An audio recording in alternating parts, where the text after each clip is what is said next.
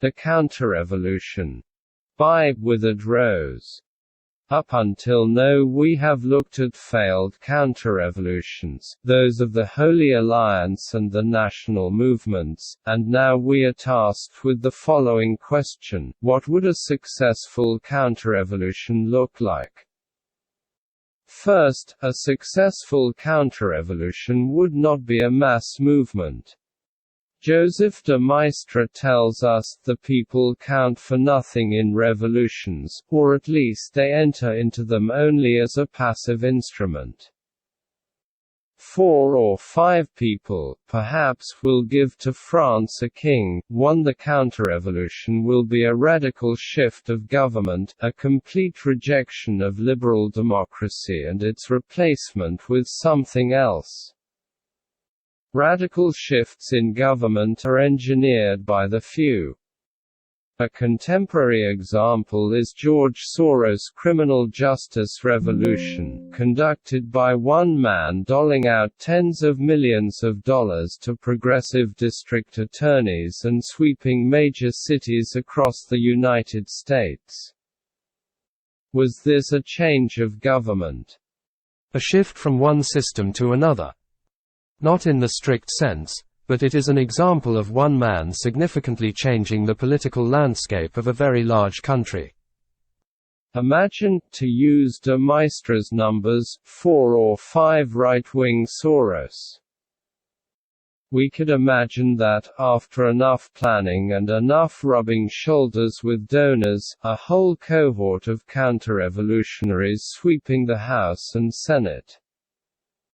Because of the way America's elections are set up, a majority would not be possible, but a plurality of counter-revolutionary candidates would be. A plurality would not be a bad thing, because it would be able to bully other members of Congress into supporting their policies. Sounds nice, but where do you get the money to do this? The answer is donors.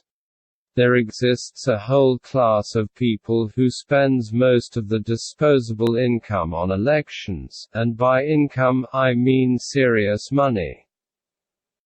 For every policy you can think of, there exists an institution specifically dedicated to advancing that policy, and that is a good place to start looking for donors. A second place to look is the donor list of past candidates. Follow the money, and open secrets are good resources. Besides this, you have to get your feet wet in the politicking business and make personal relationships. If you are serious about counter-revolution, you will know where to go from here. But how do we sell the product to donors? It is good that you used the word product, because that is exactly what you are selling. There are 2 things that get donors excited. First, if you can demonstrate that your candidates win. Donors love proximity to power, and giving money to a winning candidate, money that wins elections, is a sweet, sweet taste. Winners get money, so either rack up some wins first or be capable of demonstrating that you are likely to win. Second, if you can advance a donor's pet issue, then you will bathe in a money shower. The next question you have is probably something like this: what is the product? What is the platform? Since this series is on counter-revolution in general, and not what Withered Rose would want the counter-revolution to look like, I will not give specifics but guidelines. Your platform should be economic rather than social. Our economy is, and I know the internet fascists will tar and feather me for this, corporatist. Private companies are subordinate to, but subsidized by, the state. Despite the libertarians, the only problem with this arrangement is who is being subsidized and for what state goal. As it stands in 2022, the American people have been pushed aside in favor of a cabal of multinational megacorps who are tied together by their alliance with usury. If the arrangement was altered so that the American people were subsidized for the purpose of national strength, you would 1. Gain an electoral supermajority even for just advocating this, 2. Be received as a post-partisan hero, and 3. Have the political capital to enact more radical changes. This economic realignment does two very things at once. First, it creates an American economy, an economy centered around the small businesses that built America. Second, it strips away economic power from the current regime. As outlined here, the current regime, which is more or less synonymous with the current economic situation, is entirely the product government subsidies, and can be broken by removing those subsidies. Our people are empowered, while our enemies are disenfranchised.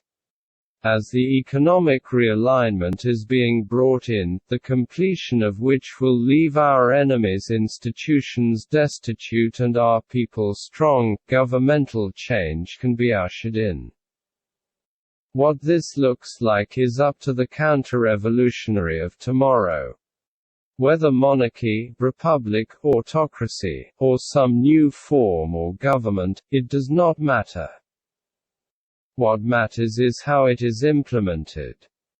Establishment politicians and DC lifers will be made to confess how democracy is actually the rule of money, not the rule of the people. How it will happen will be analogous to Kai Murrow's description of Red Academia being ousted in the coming English National Revolution. For this historic task an entirely new type of shock troops should be created, the nationalist Khmer Noir Commandos.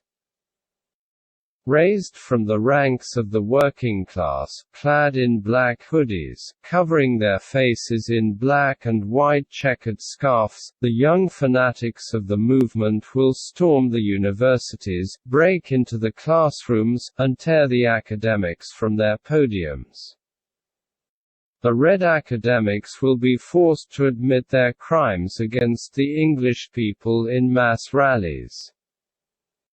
They will publicly confess how they have always conspired against the English people, how they have always hated the English people, and how they have always fantasized about hurting the English people. After this, the Red academics will be forced to face the wrath of the masses. The parasite intellectuals will be, at all times, forced to carry signs declaring their evil schemes against the English people. They will be forced to explain, in detail, the methods and techniques they used in deceiving you. You will make them describe again and again how they dreamt about England's death, how elated they were when they could see everything turn into ruins, and, especially, how they rejoiced seeing the desperation of the English people. After this you will throw them to the raging masses, too.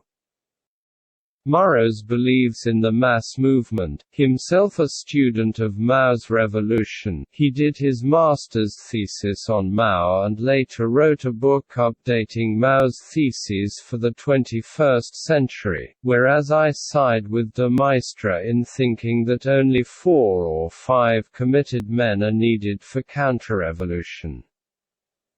Because of this difference, instead of the Khmer Noir I would recommend a standard police arrest. Essential to Murrow's description is that justice is a people's justice, even if that simply means the crowd calling for the political establishment's imprisonment. Partisanship cannot be allowed, the people, not the counter-revolutionaries, must be responsible. If it were the other way round, it would be perceived, and perhaps rightfully so, as partisan coup d'état. Following the People's Justice, the members of Congress brought in by the counter-revolutionaries will use this event to call for governmental reform. As January 6 is being used by the Democrats, so this event will be used to justify all measures. The people will be better off economically than they have been in over 100 years. They will be enraged by the revealed secrets, plots, and hatred confessed by the establishment, and our enemies will be completely bankrupt. It is at this point that governmental change can occur, and it is only at this point that governmental change can occur. This counter-revolution will be favored by the whole of the people, even by those who formerly considered themselves on the left or conservative. Let us end with another quote from de Maistre. But when man works to restore order, he associates himself with the author of order. He is favored by nature, that is, by the ensemble of secondary forces which are the ministers of divinity. His actions have something of the divine in it, being at once gentle and imperious. It forces nothing, and nothing resists it. In arranging, it restores health. As it acts, we see disquiet calmed, that painful agitation which is the effect and the symptom of disorder, just as under the hand of the skilled surgeon, it is apparent by the cessation of pain that the dislocated joint has been put right. 3. 1. Joseph de Maistre. Translated by Edward Maxwell. 3. Major Works, Volume 1. Considerations on France. Imperium Press 2021. 121. 2. Kai Murray's Collected Speeches. Antelope Hill Publishing, 2021. 86. 3. Joseph de Maistre. Translated by Edward Maxwell. 3. Major Works, Volume 1. Considerations on France. Imperium Press 2021. 126.